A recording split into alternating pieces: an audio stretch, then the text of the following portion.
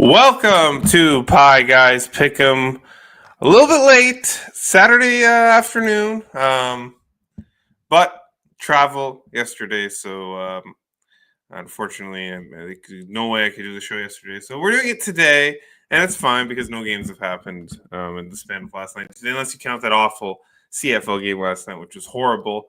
There was no Rants, Rum, and Rouges this Wednesday. It's been a crazy, crazy week, but we're here.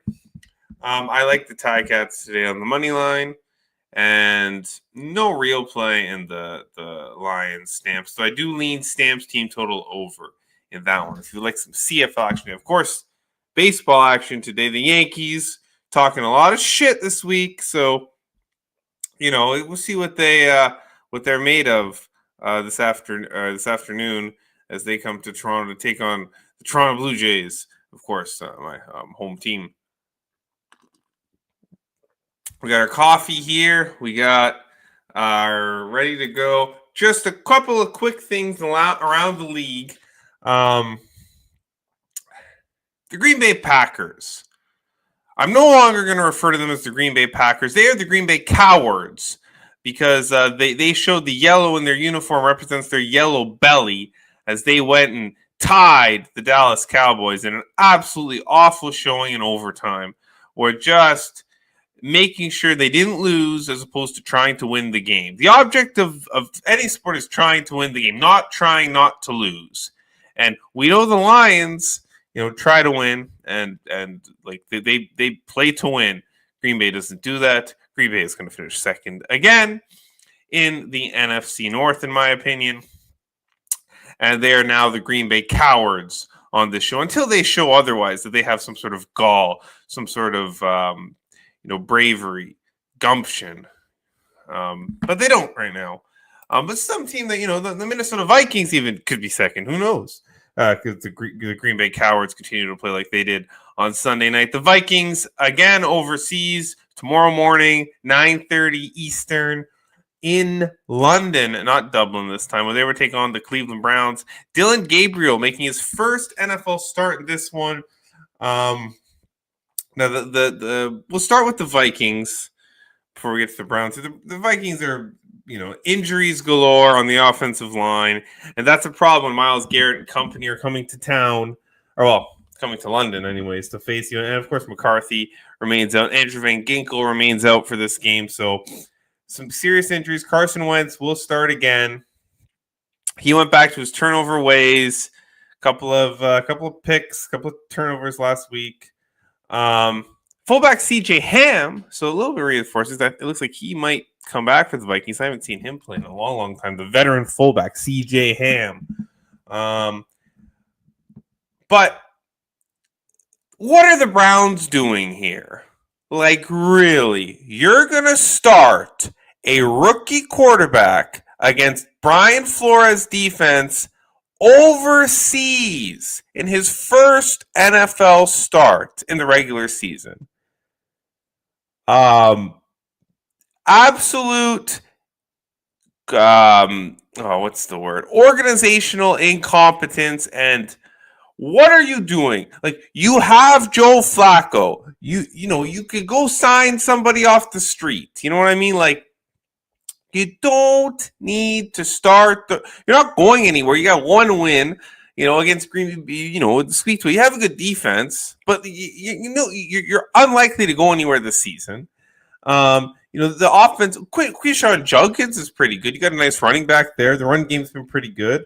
The offense, the passing game's been non-existent. I think Cedric Tillman is on IR. I think I saw that. Let me just double check that. But you lost a weapon in Cedric Tillman. Who lands on IR. So you lost one of your premier wide receivers. Jerry Jeudy hasn't been great. And you're going to start Dylan Gabriel, the rookie you selected before Shedeur Sanders, in his first NFL start against a Brian Flores defense that hides blitzes against the best veteran quarterbacks in the league. Complete oversight, incompetence.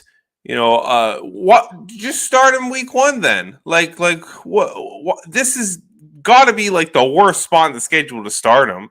The worst. Minnesota's sitting there in Europe. I know they still had to travel from Ireland to London, but I mean, they've been accustomed to the time zone. It's still Greenwich Mean Time, GMT. So no time zone shifts for the Minnesota Vikings. And Sanders is their pantomime. Like, this organization's just, the Cleveland Browns are the Cleveland Browns have been bad for a long time because of their organizational incompetence, and here they are doing it again. I mean, at worst, like, I would rather start Shadur Sanders here if he doesn't do very well. No problem, because then he wasn't your guy anyways. Dylan Gabriel is the guy they wanted. They got Shadur Sanders. Well, they're like, oh well, if nobody else wants him, we'll take him. Yeah, Minnesota minus 3.5 here. I know it's Carson Wentz against a good defense, and there could be turnovers here, but like, you can't say a rookie quarterback in their first start in London, England, against this Minnesota defense, even without Andrew Van Ginkel, is still very good defensive coordinator. The Cleveland Browns are, they're out of their minds here with this nonsense. Like, just you want to there's going to be exotic blitzes. There's going to be coverages. There's going to be, I know Wentz is probably going to turn the ball over once or twice, but I mean, how many times is Dylan Gabriel going to turn the ball over? He hasn't been at game speed yet. Like, this is awful, in my opinion. Just horrid from the Cleveland Browns. Complete mismanagement of your prospects. You have Joe Flacco there for this specific reason. You're not even on bye next week, right? They don't have the bye coming off London. So they could have started him next week. Who do they play next week? Let's see, the Cleveland Browns schedule here. They're below the Guardians because that's a real team. Cleveland Browns next week. Oh, they play Pittsburgh next. Then they play the Dolphins. Why don't you bring them out against the Dolphins? They're awful defense. Or even the Steelers. This is dumb in my opinion. Just complete oversight. And it's not. I'm not in love with Minnesota here, but I mean, Cleveland just, continues to shoot themselves in the foot. They had a great quarterback in Baker Mayfield. He's in Tampa Bay, and now you got this nonsense going on. This is why NFL teams who are consistently bad remain consistently bad unless they get, like a Joe Burrow or a generational talent. So yeah, Minnesota minus 3.5. They're going to wipe the floor here, in my opinion, with Cleveland, as long as Carson Wentz doesn't lose the game himself. Or Quinshon Judkins could go off, but I expect Dylan Gabriel to have a tough time, and he's probably going to get sacked at least 4 times and turn the ball over at least twice. Like, it's just it's awful. Speaking of awful, the Miami Dolphins are going to Carolina, take on Dave Tepper's Carolina Panthers. The Finns won on Monday night. It was a little bit fraudulent. Like, they did get out to a good lead. They did start well. But, the Jets turned the ball over a million times. There were tons of penalties. Plus, the Zebras gave them some ridiculous. I had a Dolphins ticket. I'm a Dolphins fan. And watching the game, like, the Zebras are kind of housing the Jets. Like, they were housing the Jets a little bit. But when you're the Jets, you don't get the calls. And just, Aaron Glenn. Well, we'll talk about them when we get to the Jets, but sorry, we're talking about the Dolphins. The Jets have 7.1 yards per play against the Dolphins defense. The Dolphins only had 5.4.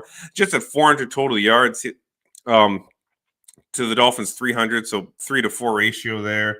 But there was evident improvement. Like, the defense looked like they were fired up. They looked like there was improvements on defense. I think when Storm Duck does eventually come back, there might be a little bit more improvements. He's out again for this game, along with they signed Cedric Wilson to replace Hill. He's out. They love signing injured players, these Dolphins. First Darren Waller, now Cedric Wilson. But I mean, Darren Waller was great. He had 2 touchdowns. Now you're facing a team who can't cover a big tight end.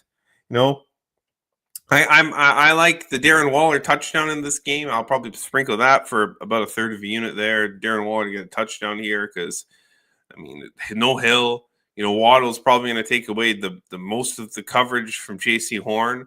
So it could be the Darren Waller show again here in Carolina, who struggles to cover tight ends over the middle. We saw Hunter Henry gash them last week a little bit.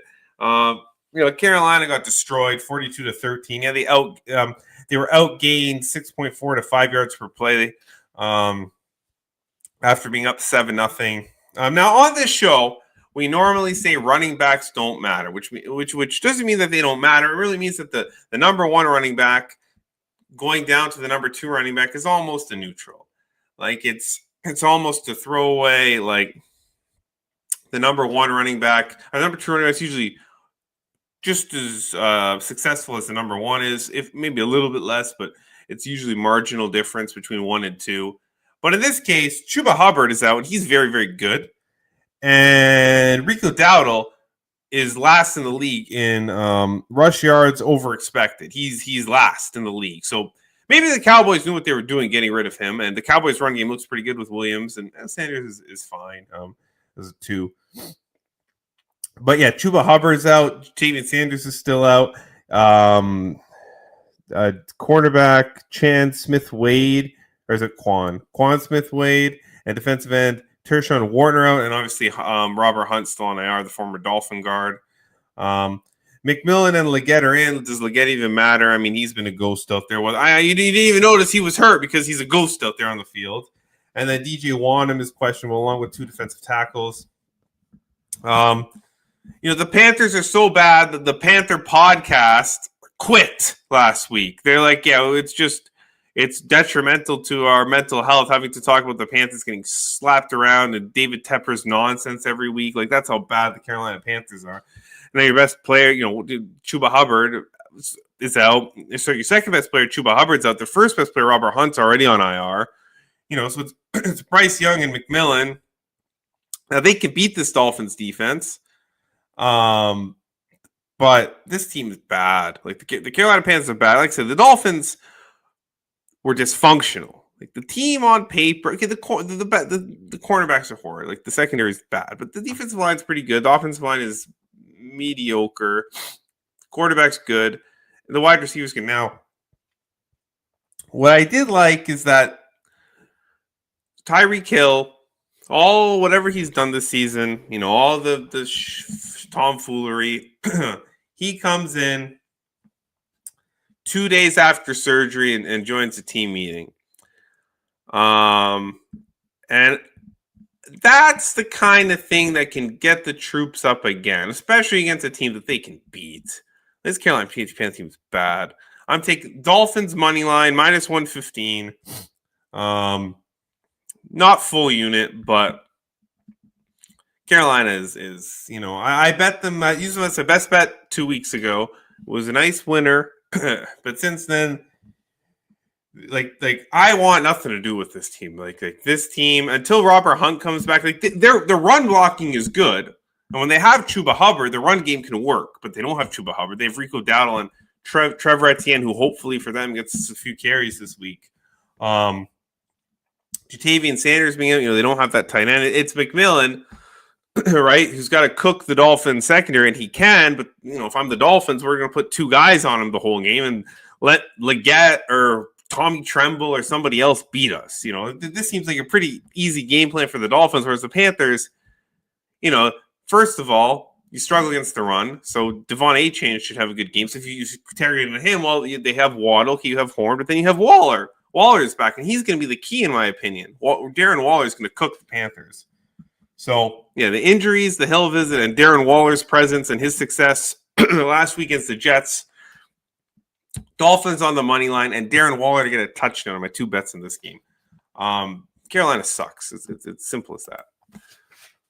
As we move along, Vegas, Indianapolis. Vegas, 6.5-point road dogs. The total, 47.5, 48. The Raiders dominated the stat sheet last week. They outgained the Bears 6.9, almost 7. 6.9 yards per play for the Vegas Raiders last week. And Chicago landed 4.2, and they lost outright. Why? Well, Geno Smith threw 3 interceptions. And Ashton Genty fumbled the football. Ashton Genty looked pretty good. Otherwise, they had 130 on the ground. They had 240 yards on the ground, and you lost to the Chicago Bears. 3 interceptions, 4 turnovers. 2 for 8 on third down. 0-1 on fourth down. The Bears, 7-16 on third. The key moments in the game. Chicago won the big moments in the game, despite Vegas stuffing the stat sheet, looking very, very good. Field goal blocked by the Bears. The key moments. Now, Bowers didn't practice all week. That's the big concern here for Vegas. Pete Carroll says he's going to play, but he's a liar. All the coaches are liars. So I don't know. We'll see what happens. Michael Mayer, the other tight end, and Eric Stokes, the cornerback, are also questionable. And the big news, Colton Miller, offensive tackle, their best lineman, first-round pick from a few years ago, he is on IR. So, bad to worse maybe for the Raiders here. The Colts, obviously, the big surprise this season. Daniel Jones looking good. Adonai Mitchell basically lost the game by himself last week. He was called on a holding call that took back a touchdown. He fumbled the touchdown through the end zone. He still had 97 yards receiving, but 11 penalties for the Colts, 88 yards. They were outgained by the Rams, 5.9 to 6.6 yards per play the Rams had. Danny Dimes finally threw 2 interceptions. So the Colts kind of came out back down to earth last week a little bit against a good team. Then they're not playing the Dolphins, the Broncos, or who was the third team they played? Somebody bad, the Titans. Bad, and okay. Xavier Howard was awful. He retired. Shout out to X, former Dolphin cornerback. He's made a lot of good interceptions, good cornerback play, and he knew when to hang it up. I wish him the best in his retirement, but that doesn't help because Kenny Moore's still out. Alec Pierce is out, wide receiver, and then safety Daniel Scott and Tyquan Lewis. Sorry, Daniel Scott is also out. Tyquan Lewis is questionable. I kind of like the Raiders here. This is a big old number, but I don't want to take them, especially if Bowers is out. That guy is a monster. And I don't really want to bet against the Colts. I know they didn't cover last week, but they could be in the upper echelon of the they're definitely in the top half of the NFL. But they could be in that upper echelon, in my opinion. The way they've played, they lost the Rams. There's no shame in that. On the road, and they had a chance to win that game. There was a few things that didn't go their way, turnovers, etc. So, and fumbles. They could win by 7 here. Vegas is in a bad place right now, but there's too many points. So values on the Raiders, but I don't want them. Pass. Giants, Saints. Oh, what a woof. Everyone's going to be tuned into this one at 1 o'clock. Giants are 1.5 point dogs here. The total 41.5, 42. Of course, the big news. Malik Neighbors is out for the season, torn ACL. What a shame. And the Giants, the Giants are probably less incompetent than the Jets and the Panthers and some of these other teams, but they just have horrible luck, it feels like. They have they drafted a good tackle and Andrew Thomas can't stay healthy. You draft a beautiful wide receiver, Malik Neighbors can't stay healthy. Jackson Dart, first start, looks great. You get the win. And you lose, Malik Neighbors, your top wide receiver. And Jackson Dart's got a little bit of a hamstring thing nagging him. So I don't know if he's going to be as mobile this week. And all that, you're now underdogs to New Orleans Saints. 21-18, but LA had 6 yards per play and the Giants had 3.6 yards per play. But the Chargers, they were in a horrible spot. We talked about last week. They fumbled twice, 107 yards of penalties. They were flat. They weren't focused. Early start came after 3 big divisional wins against the Giants. Yeah, they came out flat as a pancake. We cashed a nice ticket on the New York Giants. Had a great week last week, by the way. Absolutely wonderful week. Just the best bet didn't get there. The cowards, Green Bay Cowards. Dart's mobility, like I said, could be limited, and mobility's been a pretty good weapon against the New Orleans Saints. So, I'm concerned. And then Dexter Lawrence is questionable. He has an illness. It looks like it'll still be scattable as Tracy's doubtful for this game. Tyrone Tracy, the running back. Saints cashed a ticket for me. Both teams cashed a ticket for me last week, believe it or not. Plus 15.5 against the Bills, losing by 12. They were outgained 6.2 to 4.6 yards per play. The Bills had 6.2, but at 22 first downs, only 4 penalties. They were in that game until the fourth quarter. They almost took the lead, called back on a penalty. Kind of unlucky, but the big news, of course, guard Cesar Ruiz is out. We know what happened last year with the Saints. As soon as they start losing offensive linemen, they don't have the cap space for depth, right? They're in cap hell. Chase Young is still out, but good news, Taysom Hill, you know, the gadget man, Taysom Hill, he might play this week. And cornerback Isaac Yadam's also out. Two more alignment, Penning and Radunes, who were questionable last week. They're questionable again. They played last week. I think they played last week, so we might play again. I don't want the Giants off a win. Absolutely not. The Saints are pass. But if Dexter Lawrence is out and the two guards are in for the Saints, I might put the Saints here. Why not? I mean, the one cash take it last week. Giants are off a win. They haven't won a game, and I can't remember the last time they won a game before last week. Jackson Dart has a nagging hamstring injury, and Malik Neighbors is out. So, things looking up for the Saints, especially, Taysom Hill could be back. That changes the whole offense. If injuries news goes good on Sunday morning, I might play the Saints because I don't think it's going to get 3. So 2.5 or less with good injury news. Probably play the Saints a little bit here. All right, speaking of injuries, the Baltimore Ravens are home to the Texans. And look at this number. Whoa, the look ahead was what? Baltimore minus 7.5? I know some people are sitting on Texans plus 7 tickets. Well, they're favored right now. They shut up the Titans, 26-zip the Texans. But that game was 6-0 one in the fourth quarter. You let the Titans hang around. We'll talk about teams that might let the Titans hang around a little bit later. But sorry, guys. I don't know what. I got something in my throat. I'm going to have to go get some water. Take a quick break for a minute. But we'll see what we can do. 5.4 to 3.8 yards per play.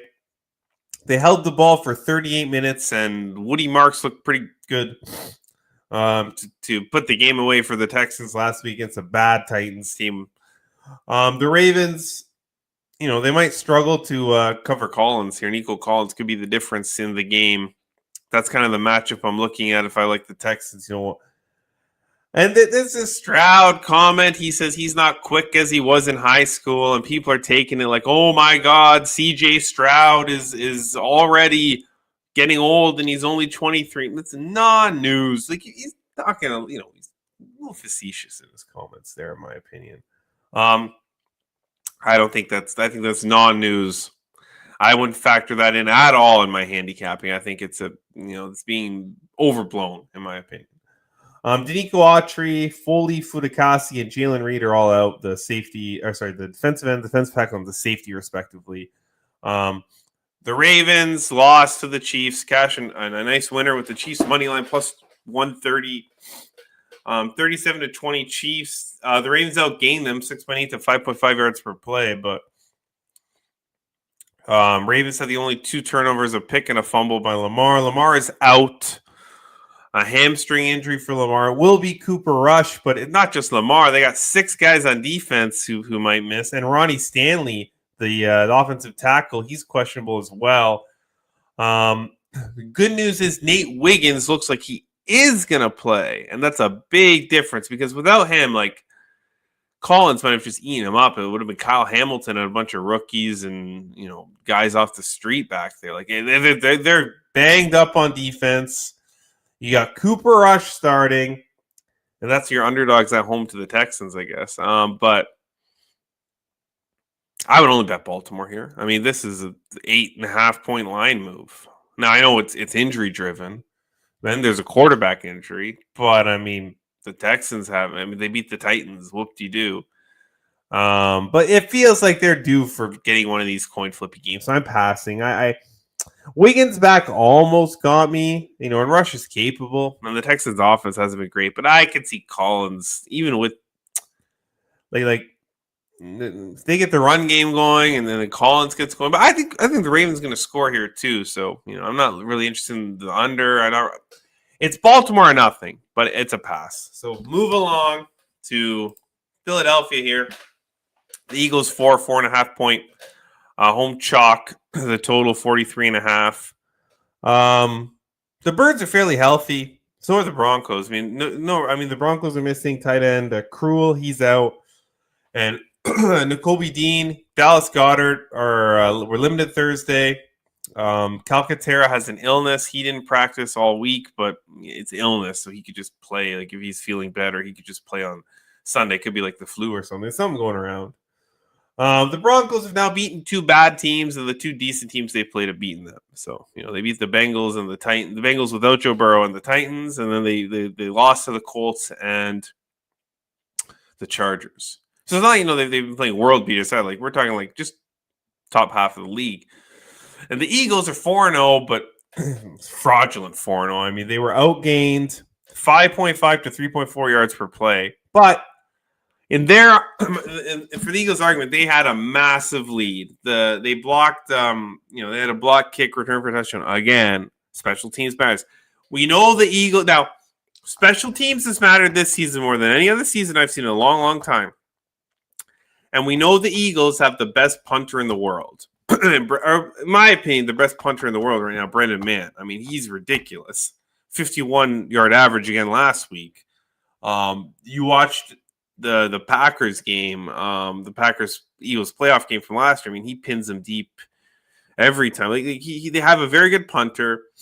They have, Cooper DeJean was a monster. Again, 8 tackles and an assist. Zach Bond, 5 tackles, 3 assists, and a sack. We don't talk usually about defensive stats. I mean, that's how the Eagles are winning, special teams and defense. Because, I mean, they had 200 yards of offense. Barkley had 2.3 yards per carry. You know what I mean? A.J. Brown had 2 catches for 7 yards. The offense hasn't been great, but the offensive coordinator isn't calling, passing plays at all. It's been running into the ground, over and over again. They had 8 penalties for 83 yards. They punted 7 times. I mentioned Mann's very good, but they punted 7 times. Not exactly the best thing. And they won by they won and covered. We did that last week against the week before against the Rams. So I don't want to step in front of the Eagles here. I mean, they're winning when they shouldn't. They have the guys. What happens if Barkley gets going? What happens if A.J. Brown gets going? You know what I mean? And then Denver had 29 first downs against the Bengals, and the defense only allowed 150 or 100. I can't tell if it's 3 or 5. I'm sorry, but 3.7 yards per play for the Bengals. They dominated them, and but we talked about this in the preseason report. The Broncos are great chalk. They're not great as underdogs. So actually in Philly. I don't want the Broncos. I think the Broncos, again, I think this could be the same thing we saw last week. Philly doesn't do much in offense, but the defense of the special teams carries them because the Broncos special teams, took that leverage penalty to lose to the Colts. And I mean, was it a penalty? I don't know, but they took it. They called it. And the Eagles defense is good. They're gonna force turnovers against Bo Nix.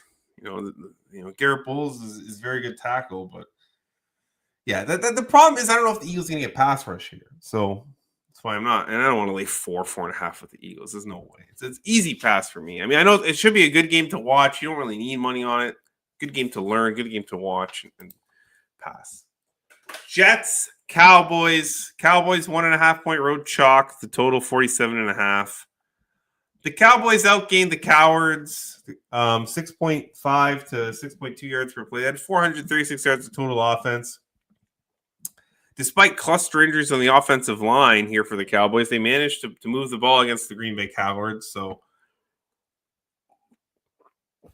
good for them. However, they're only 4-11 on third down. So, I guess that when you have play action, you have the run game involved, you can mask O-line injuries. They took, the Cowboy things, 11 penalties, 95 yards for the 40-40 tie. But Dak Prescott and George Pickens were excellent, absolutely excellent. Turpin was good. Tolbert was good.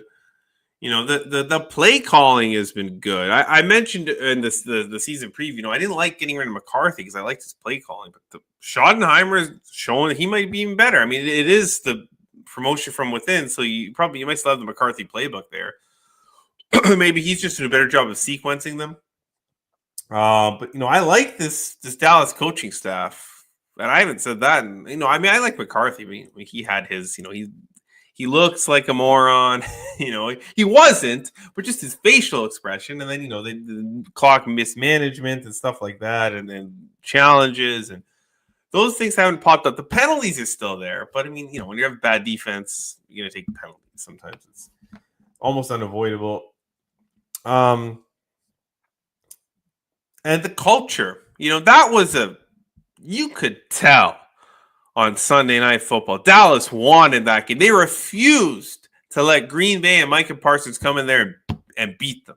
You know what I mean? They refused. And it wasn't them who settled for the tie. It was those cowards in Green Bay who settled for the tie. Dallas did what they were supposed to do. They kicked the field goal there. Hope their defense does it. Does them good. They didn't, but and we ended in a tie. And that was for Dallas, a tie is a win. For Green Bay, a tie was a loss. Okay, because Green Bay is better than Dallas on paper. It's not even close. But it was a good game. Now it's a tough spot here because now you're going non-conference opponent, 1:00 game. And you're missing CeeDee Lamb, you're missing Kevontae Turpin, the wide receivers. You're missing Malik Hooker, safety. You're missing Tyler Guyton and Tyler Booker on the offensive line. They're all out. It's all confirmed out by the Cowboys. So it's a tough spot. But we're going to talk about the mess that is the New York Jets. 7.1 yards per play, to 5.4. 400 total yards of offense. And you lost to the Miami Dolphins. The defense is awful. I don't know what happened to this defense. They're horrid. Since Robert Saleh left, they've been, pretty bad. Aaron Glenn, I don't know if it's him. He looked dejected on that. When the Jets just yes, we talked about some of the penalties were, they were questionable to say the least. The refs kind of hosed the Jets a little bit in their game against the Dolphins, but some of the penalties were just dumb. Let me see. How many penalty yards did the Jets have? I forgot to write that down. But, they continue to take these pre-snap penalties, dumb. And Aaron Glenn just looks dejected. He looks like, he didn't know 101 yards of penalties, 13 penalties, right? Maybe 2 or 3 of them were, let's say 1 or 2 was bad and 2 or 3 were probably questionable. But still, 101 yards of penalties. Steve Wilks, in my opinion, is the man to blame because the offense has been pretty good. It's the defense that stunk out. I don't know why. I don't know how Steve Wilks keeps getting jobs. Okay, he's been bad in Arizona. He's been bad in Carolina. He was still talking about. He was still talking about Baker Mayfield last week. I don't know if he's still thinking about Baker Mayfield. I don't know if he's got some obsession with Baker Mayfield. But that was. Why you're still talking about Baker Mayfield the Thursday, the week after you played him. I knew that was a bad sign. They got to get Steve Wilks out of there. I like Aaron Glenn. I think he's a good motivator. He's, he was high stepping. We talked about that. He's not ready. He needs a little more experience, a little more seasoning. But the Jets could win this game. The Dallas defense is bad. But yeah, the Jets are just they're like the Browns. They're a bad organization. You got the lawsuit thing. And here's another distraction that you don't want, 48 hours before game day with the lawsuit that they fired a female employee after she made sexual harassment complaints against a head honcho. So, bad work environment too. It's all around incompetence on the New York Jets. You know what I mean? And I'm not blaming Glenn. I'm blaming the higher ups, and I'm blaming, Glenn's inexperienced. He looks inexperienced, right? But he looks like he cares. At least. So I'm blaming higher up incompetence, and I'm blaming Steve Wilks for the nonsense. But the Jets could easily win this game. It's a horrid spot for Dallas. It's a pass. I'm not betting the New York Jets. Absolutely not. I would only bet the Cowboys, but bad spot. But we do have props in this game because both defenses are bad. We'll talk about them a little later. Johnny and I, 2 of us cooked up some props in this game. So we'll talk about that in a couple of games here. All right. Tennessee Titans, Arizona Cardinals. Cardinals 7.5 point road chalk. The total is 41.1.5. We talked about it last week with the Falcons. This is the spot where the being shut out in September. It's October now. But they were shut out in September. The game happened last week, the Titans. And what are they? 4-1 straight up the next week, despite being bad teams. We talk about 23 Giants, the 22 Colts, the 21 Dolphins. The 21 Dolphins were the loss, but that game went to overtime. So they probably covered the spread because they're Detroit Dolphins are probably getting like 8 points. So now, do we go with the angle with the Titans here? But I mean, you're talking about a team with a head coach who looks pretty bad, quarterback with 107 yards last week, who says his team is ass. His words, not mine. Your best receiver is questionable, Calvin Ridley. Now, Eric, I can't pronounce his last name, but the Canadian wide receiver, Eric A. He looks pretty good, so that's good news for the Titans. And J.C. Latham, the starting right tackle, he's out. And backup guard Blake Hance is questionable. And, the defense is grading bad by all the metrics. On the other hand, the Cardinals were outgained by the 6 to 4.6 yards per, 6 to 4 yards per play with one decimal place. And they lost the Seahawks. But they were somehow into the fourth quarter. Marvin Harrison Jr. was dropping balls again for half the game, but in the second half kind of found himself. Was this a turnaround? Obviously, James Conner's out for the season, or out for a while anyways. I think, he's done for the season because I think I dropped him in my fantasy team. And he's the heart and soul of that team. Don't confuse yourself. James Conner is what's the word? He's a grit player. He's he's one of those team leaders. Doesn't matter their record, doesn't matter who they're playing. He gets up every game. He just loves to play football.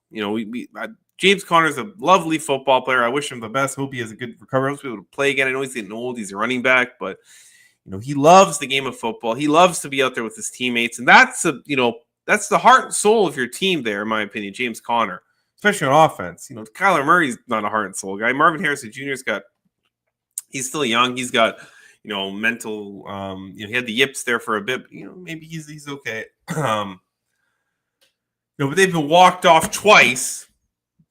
In divisional games, back-to-back divisional games, been walked off. Your heart and soul is out for the season. The 2 wins, remember, we're against bottom feeders like the Titans, the Saints, and the Panthers, and they let both teams hang around late where they had to sweat it. So it's not like they've been winning games by margin here. I think you know where I'm going. We know the record off the shutout in September. Titans plus 7.5 here looks pretty. And I talked to Johnny, the prop man, about this, and I said, I'm thinking of betting the Titans. Am I nuts? And he said, no. And usually when I tell him I'm betting a bad team, he's like, yeah, you're a little, you're always like, oh, you love these bad teams. Why do you go after them? But this time he's like, oh, there's trouble in Arizona, in my opinion. This is getting walked off twice in divisional games. They could come out flat here. The Titans, they're coming off a shutout, and Callahan's a competent, but he said he likes the way Ward is trending. He likes that Ward is mature, like the we're ass comments, and he thinks he's maturing every week, and he's unfazed by he claims he's unfazed by the calls for his job. So, maybe he's the kind of guy, it's a bad, like they don't have the talent. So maybe he's just like, I'm going to do the best I can. This is a team we can get a win against, silence a little bit of haters, get some development going with Cam Ward. I like the Titans here, plus 7.5, full unit play. And I'm going to sprinkle on the money line, and I'm going to sprinkle on the game to go to overtime. Because we saw in 2 of the 5 now, with counting Atlanta last week, with the coming off the September shutout, it's gone to overtime. So, it's 15-1 when 40% have gone to overtime over the last 5. So I will sprinkle over to overtime. It's a bad number, but I mean, the 40% track record, I know it's a small sample size, but still, like, it's noticeable. When you have these bad teams step up, the game can end in a tie. But they cover the 7.5. So Titans plus 7.5 for me. I can't believe, I know they're 3-3-20 or whatever in their last 23 against the spread, but this feels like the spite. And they're gonna show up. I think they just got shut out. They're their quarterback calling them out as being asked. The coach, seems to have a level head. He's not very good, but he seems to have a level head with things. And Arizona's in a bad spot coming off those 2 walk-off divisional losses. So it's October now. Maybe we can play some of these bad teams. So Titans plus 7.5, Titans money line, and the game to go to overtime for me. Three bets. The main one, of course, being the spread. We move along. Some better teams. Bucks, Seahawks. Seahawks 3.5 point home favorites, a total 44.5. The look ahead at the preseason, I think it was Bucks minus 1.5 here. How the tables have turned here. Seattle looks like maybe the best team in the NFC West. I know San Francisco's won 3 divisional games, but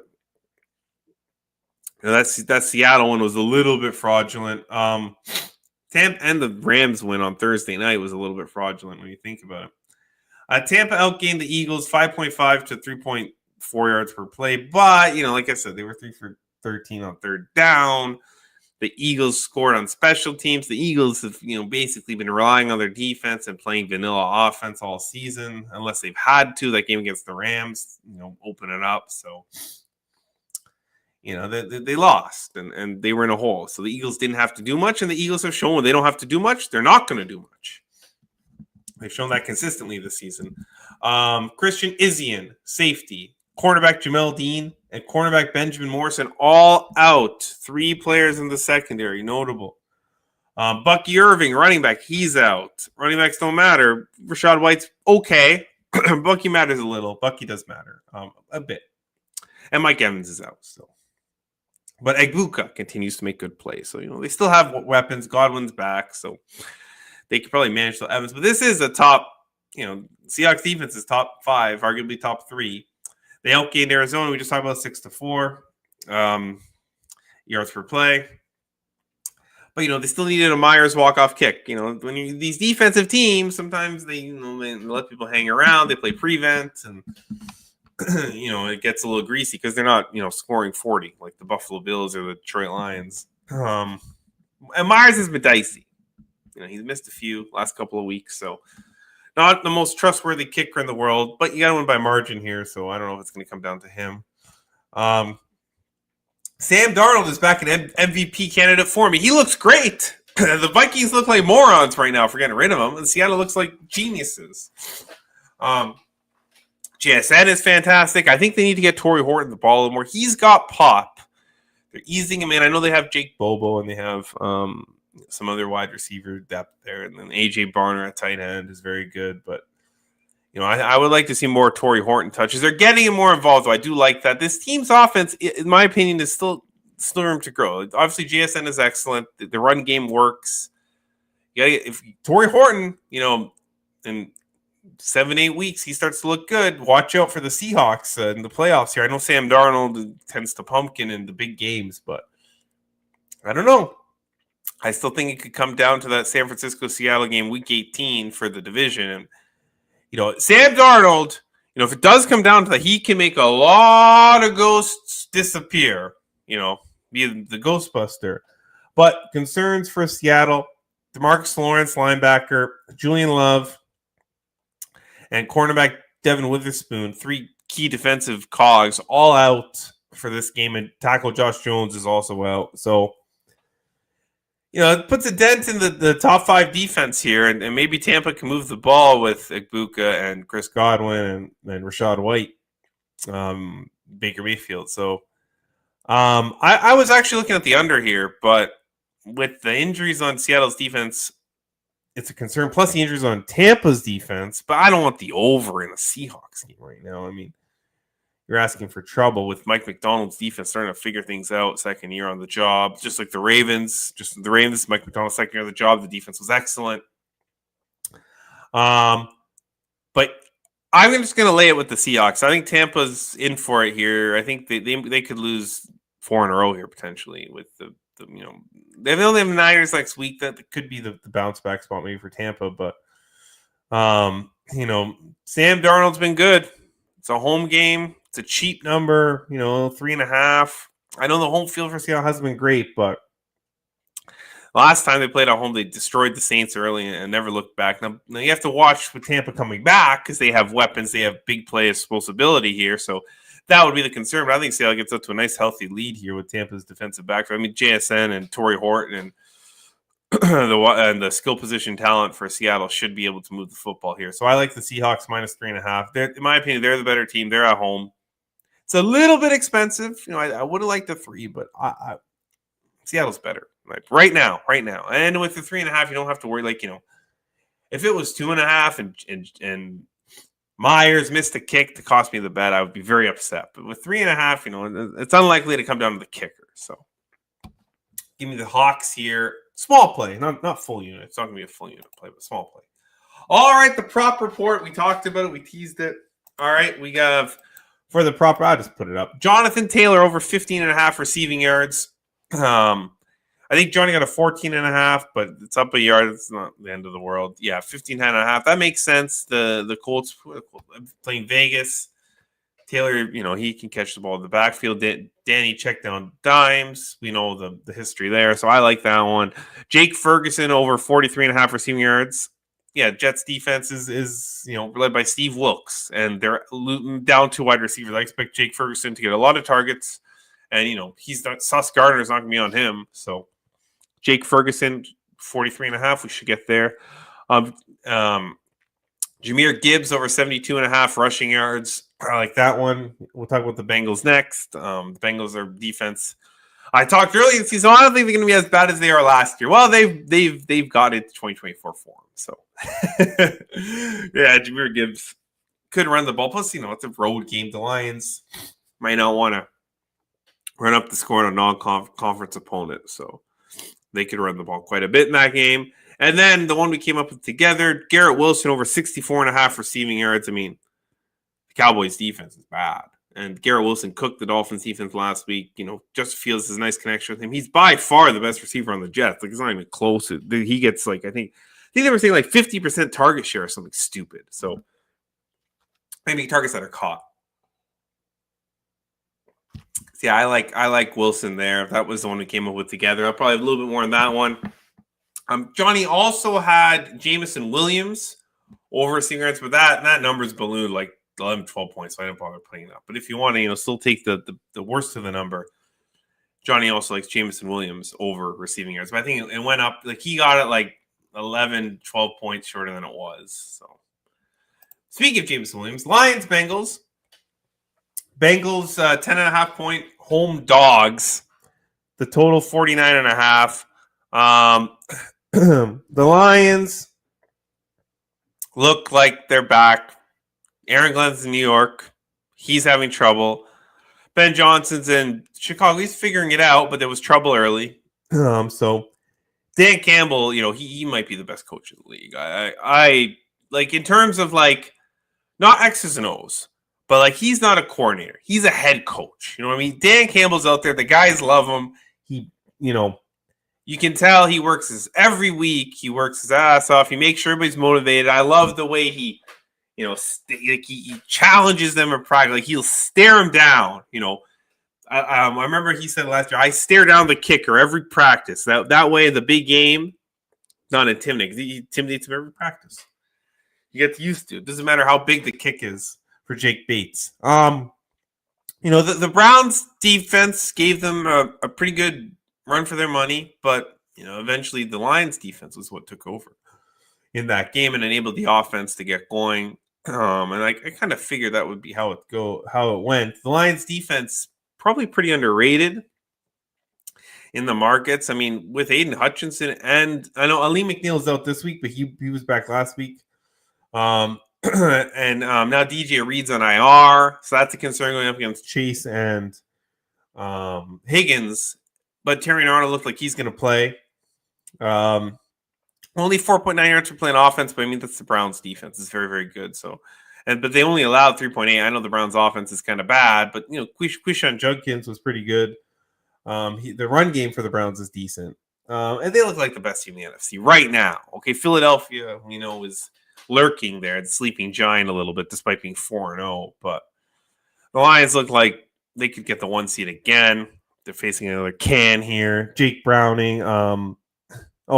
For injuries for the Lions, before we move on to the Bengals, Khalil Dorsey, quarterback, Zach Cunningham, linebacker, and running back depth, Vaki, they're all out. Taylor Decker, the tackle, and Kirby Joseph are questionable. Big impact injuries to watch if you want to bet this game. I don't want to bet this game. I'll explain why we talk about the Jake Browning experience.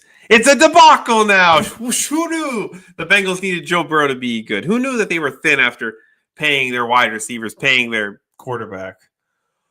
3.7 yards per play against the Broncos. In the game, they were trailing. They only had 125 passing yards. T. Higgins led with 32 receiving yards. Chase had 23. I mean, they just couldn't get the passing game going. And that's the Bengals' bread and butter. I mean, Chase Brown is fine, but he's not going to win you. Bengals need to get their stars going. And I said that in the last segment, the defense is back to 2024 form. I mean, they're not good. The offensive line still stinks.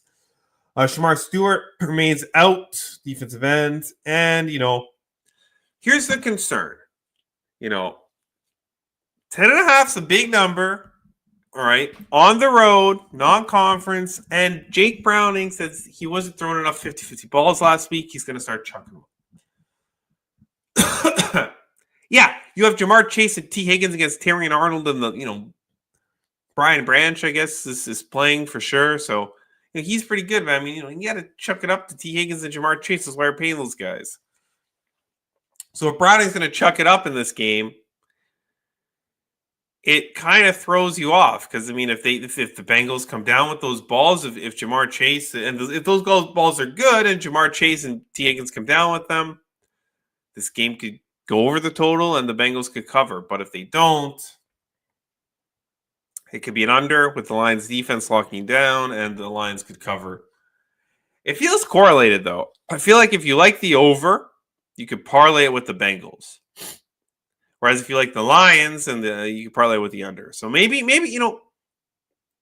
don't usually parlay, but I mean I could see the correlation here. If I can get standard parlay price, Bengals plus 10.5 over 49.5. I mean, I don't hate it. I mean, the Bengals ain't stopping the Lions. I can tell you that. And if they're going to cover 10.5, they got to get to what? The Lions going to get to probably 28 at least. Like they got 27 last against the Browns. They're probably at 30. So get over the total. You got to get 20, 30 to 20. Yeah, maybe. But I don't want to bet the Bengals. But that's how I would attack it. I would parlay the Bengals and the over. That's how you attack it. Because, like I said, the Bengals can't score, and he's not throwing up the 50-50 balls like he says he is. The Lions going to cover, and the game's going to stay under, unless the Lions score 50. But, like I said, a non-conference opponent, I don't know if the Lions are motivated to put up 50 on a team. They're probably not going to see the rest of the season. All right. Commanders, Chargers. Chargers 2.5. 3-point favorites, the split line. If you like the Chargers, find a 2.5. If you like the Commanders, find a 3. Total 47. The Commanders go 1-1 with Mariota. Jane Daniels is back, but Terry McLaurin, Noah Brown, and guard Sam Cosmi remain out. So, the receiving weapons are limited here for the Commanders. They were okay against Atlanta. I thought it was like Atlanta looked really, really good early, but Washington hung around, but 1 of 8 on third down. They were 2 for 2 on fourth. And, they dug an early hole. Atlanta had an early lead and kind of put the game away, despite it being a 7-point margin. Daniels is the leader, though. He's back.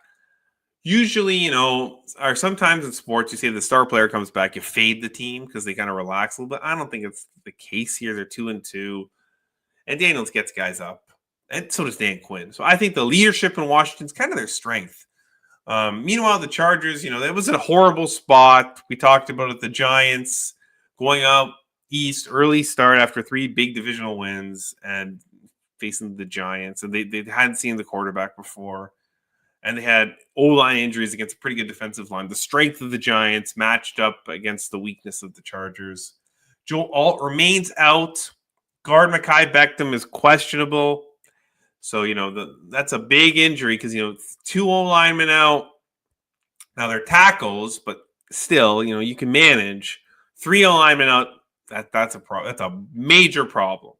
Right? Technically, there is 3. I think there is 3 O-linemen out technically because Slater's on IR, but Yeah, three alignment is a major problem. They outgained the Giants 6.0 to 3.6 yards play, but they were sloppy. It was a flat spot. 4-12 on third down, 2 interceptions, 107 yards of penalties, 14 penalties. Flat. They were flat as a pancake. So I don't know, like two teams that are kind of good but not great. 3-point spread at home seems about right for the Chargers.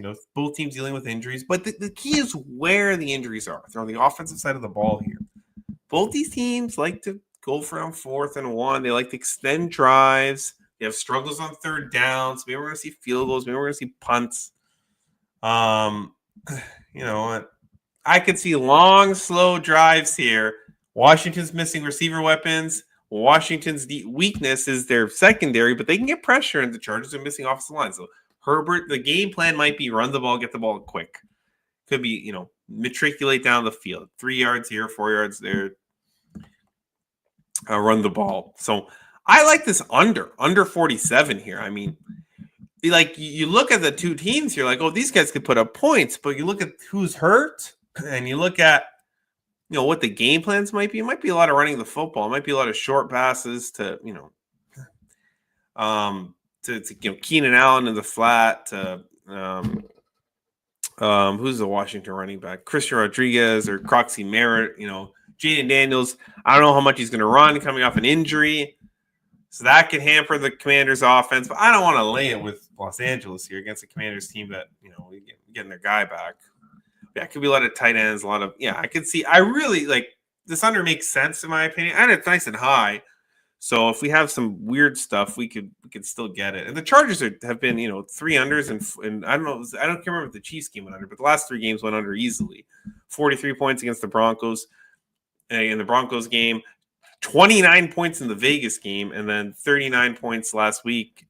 39 points, 21-18, 39 points last week in the Giants game. So 47. I know Washington's more of an over team, but I feel like the game plan might necessitate, and the Chargers defense is pretty good. So, I feel like the game plan and the score might necessitate the under here. So under 47, Chargers Commanders. Another bet here on Pieguy's Pickem. Bills Patriots. Bills 7.5, 8-point home chalk. The total's 49.5 here. The Saints gave the Bills pretty good scare. They were up for the task, but the Bills ultimately put them away late. The Bills are just better. 6.2 yards per play to 4.6. We talked about that. But the other box score metrics are pretty even. And the Bills defense is bad right now. Now, the injuries to look at: Matt Milano and Ed Oliver. We know the Bills' offense is great. It might be the best offense in the league. You got Keon Coleman coming in his own. You have James Cook running the football. Josh Allen is fantastic. He's got a good deep ball. He's got accuracy. We can't talk any. He's the MVP leading candidate. They're probably gonna have the 1 seed. And they're backing the Blue Jays in the MLB playoffs, and Yankee fans are upset. Suck it, Yankee fans. But the Yankee fans are. I don't want to upset anyone, but they can be obnoxious. Let's go with that. So Ed Oliver, Matt Milano, questionable. Those are the key injuries. If they don't play, this New England offense should work. They put up 42 points on the Panthers, and they beat them everything except time of possession. But that game was over. It was 28-6.5. New England kind of ran and put it away. Another kickoff return, good performance by Marcus Jones. Remember, he had the touchdown against the Dolphins. Had some good ones here against the Panthers. Good returns against the Panthers. And they're not fat and happy. The quotes are, they weren't fat and happy beating the Panthers. This is a big divisional game. They're 2-2. This team knows they can make the playoffs. The AFC's not great. It's Buffalo and Kansas City and everybody else right now, with Baltimore struggling. The Colts are pretty good. Denver is kind of middling. So, there's opportunity for the Patriots, even be the 5 seed right now. The Chargers are pretty good too, but Patriots could, they can make the playoffs here. I think that's the goal. Now, they have some defensive injuries too. Milton Williams and Kalen Chasson, questionable. Milton Williams, of course, being the big one, the big free agent acquisition they paid. I lean towards taking the points. The Patriots offense, I think, is going to work here, which is why. But the Bills' offense could just overpower them and win by 12, just like what happened last week. We had 15 last week. We don't have 15 here. So, but the Patriots team total is 20.5, even money. I'm going to bet that. Patriots team total over 20.5. I think the Patriots going to be able to move the ball here. And it's a small number. Even if the game's tight, they could get to 21. And if the game, if Buffalo starts to get away from them, they can get garbage touchdown and score. So who cares with the spread? Get me 21. I feel like that's the New England way to cover is you got to take advantage of this Buffalo defense. The total is 50, and you only need 21.5 from the team who just scored 42. They scored 20. What did they score against the Dolphins? In the high 20s against the Dolphins. I know the Vegas game, that was game one with them, like a brand new team, essentially. So, and then who's the other game? The Steeler game was fumbleitis. So as long as they don't have fumbleitis, I think that they should be fine here to get to 21 against the Bills defense that the Saints got to 19. They're better than the Saints. The Dolphins got to 21, comparable offense, and they're getting good returns. Special teams matters. Patriots team total over 20.5 here. All right, last game on the slate, Monday Night Football, Chiefs, Jaguars. Chiefs 3.5 point home or road chalk. The total 45.5. The Chiefs are back. They're completely healthy. The only thing they're waiting for is Rashee Rice to come back from suspension. Worthy made a big difference. They beat the Ravens. The defense has been good. Chris Jones is motivated. He's not taking the Jags lightly. He's talking about them this week. They're, they do things well, studying film. They look locked in. There's a little bit, I know Taylor Swift released an album yesterday, so there's a little bit of distraction potential here, but I don't think that's going to come into play here. I think the Chiefs are locked in. They're the 0-2 start, got them all focused. I bet them against the Giants. I bet them last week against the Ravens on the money line. Everybody else was on the Ravens. Yeah. Not yours truly. So, yeah, I bet this is the first game I bet the threes where I saw the 3 was moving because it opened KC 3 -3, and I bet it right away. The Jags are 3-1. They're living off turnover margin. Okay, they look like a little bit of a fraudulent team. Okay, they were outgained by 1 yard per play, 6.2 to 5.2 against the 49ers. They won. They had 12 penalties for 90 yards. They forced 4 turnovers. They forced 3 turnovers in the first 4 games. They're living off of turnover margin, right? That's not going to work against the Chiefs. The Chiefs don't turn the football over. The Chiefs don't beat themselves. You got to go out and beat the Chiefs for the most part. I can't remember last time the Chiefs beat themselves. You know what I mean? So the Chiefs, Jags living off turnover margin, and the Chiefs are a team that very, very good at protecting the football. Very, very good at not making mistakes. Very, very good at waiting for their opponent to make mistakes, which they probably will here. And a motivated Chris Jones, always love to see. Chiefs -3.5. It's the easiest bet on the board for me. This feels like last year. I think it was week 5 last year. The Jags Monday night game against the Bills. And now everyone's, they 5 points with the Jags, and the Bills slaughtered them. Yeah, I could see the Chiefs making a little bit of a statement here, kicking the shit out of the Jags. So Chiefs -3.5. All right, we made it through. We got the props in. We got all 13 games in. We're a day late, but Pieguy Pickem continues. Pieguy9871 on Instagram. If you want to follow me for time updates. I know I've been erratic. I apologize, but it's just the current situation, the way it is with my life.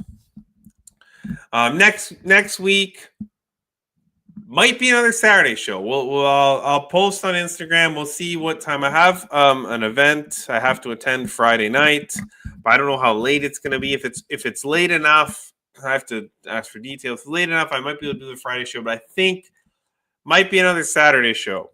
So keep an eye out. Instagram Pieguy9871.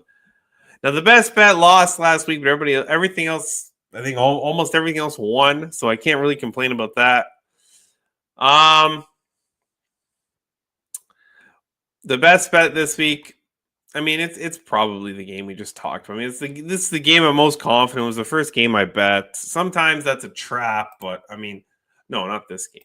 This game, I mean, the Jags living off turnover margin. Now you got to play a real, like not a real team, but one of the top tier teams who knows don't turn the ball over. We're better than the Jags. We're gonna win. Now the Chiefs could win by 3 here, and my bet pushes, and the show best bet to lose, but.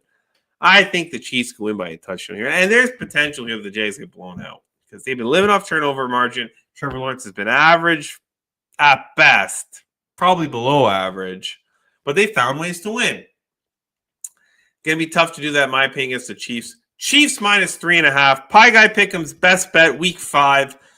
We're starting to get rolling. We're starting to, I cut my losses in half last week with a good week. Let's get another good week going, and it'll hopefully finish off with another Monday Night Football victory. Of course, we had the Dolphins last week. Another Monday Night Football victory for the Chiefs. We ride in the Chiefs. So, yeah, why not make them the best bet here? Chiefs -3.5. Pieguy Pickem's best bet. Thank you, everybody, for watching, whether on replay or live. Keep an eye out the Instagram again for next week's show. Let's go, Blue Jays. And we'll see you all next week for another edition of Pie Guys Pick'em. Goodbye.